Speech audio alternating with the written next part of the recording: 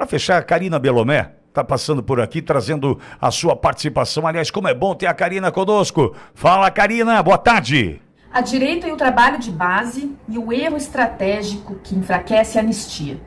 Por anos, Olavo de Carvalho insistiu numa verdade que muitos ignoraram. Sem trabalho de base, a direita jamais terá forças para aprovar os seus projetos mais estruturantes.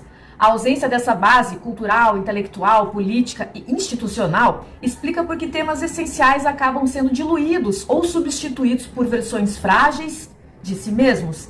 A recente discussão sobre a anistia dos presos do 8 de janeiro escancarou esse problema. O país esperava um gesto político capaz de pacificar. E Osmar Terra, o deputado aqui do Rio Grande do Sul, está certo, votou contra a dosimetria. E o que chegou ao Congresso, porém, foi interpretado por analistas como um recuo. No lugar da anistia ampla, geral e restrita, agora entraram com essa farsa chamada dosimetria da pena. E da promessa de pacificação ao equívoco da dosimetria. Vamos lá. A tradição brasileira sempre tratou a anistia como um instrumento de reinício, um marco para devolver serenidade institucional ao país em momentos de ruptura, mas dessa vez a lógica se inverteu.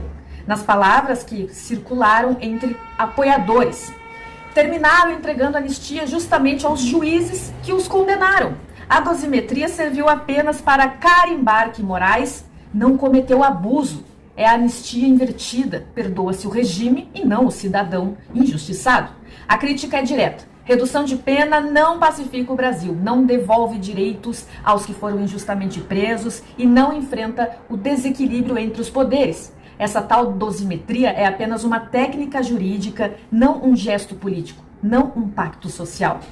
A dosimetria calcula o tamanho da punição. A anistia restaura, reequilibra e reúne o país.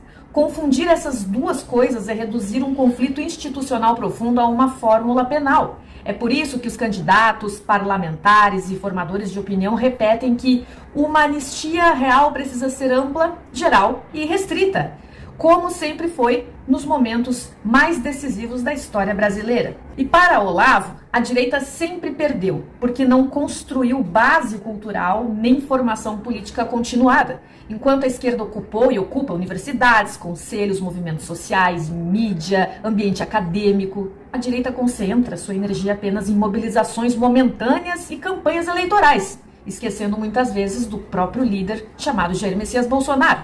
O resultado é o cenário atual. Sem densidade, a direita é obrigada a aceitar versões reduzidas de suas próprias pautas. A anistia virou dosimetria, o projeto virou concessão. A pauta necessária virou uma pauta possível. E essa fragilidade não é conjuntural, ela é estrutural. E o que precisa mudar? Se a direita deseja realmente aprovar projetos robustos e não apenas migalhas negociadas, precisa assumir uma virada histórica.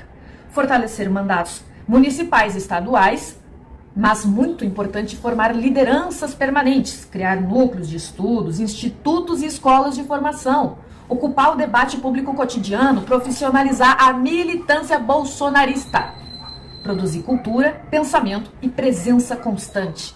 Sem isso, continuará vendo suas agendas capturadas ou neutralizadas e continuará assistindo a momentos como esse, no qual a anistia que deveria pacificar o país foi substituída por uma solução insuficiente, incapaz de atender aos anseios de justiça, equilíbrio institucional e serenidade nacional. E a lição é clara: o Brasil precisa de pacificação real, não simbólica. Precisa de segurança jurídica, não remendos processuais. E isso só será possível quando a direita tiver a força estrutural para se defender integralmente as pautas que julga essenciais. Olavo avisou, a realidade confirma e o tempo para corrigir esse erro está se esgotando. Por isso, o deputado federal Osmar Terra, do PL Rio Grande do Sul, defendeu sozinho no peito, votando contra a dosimetria e continua lutando pelo que é certo, fazendo uma base única. Que sejamos corajosos o suficientes para iniciar uma base bolsonarista. Karina Belomé, direto do Rio Grande do Sul, para a Auriverde.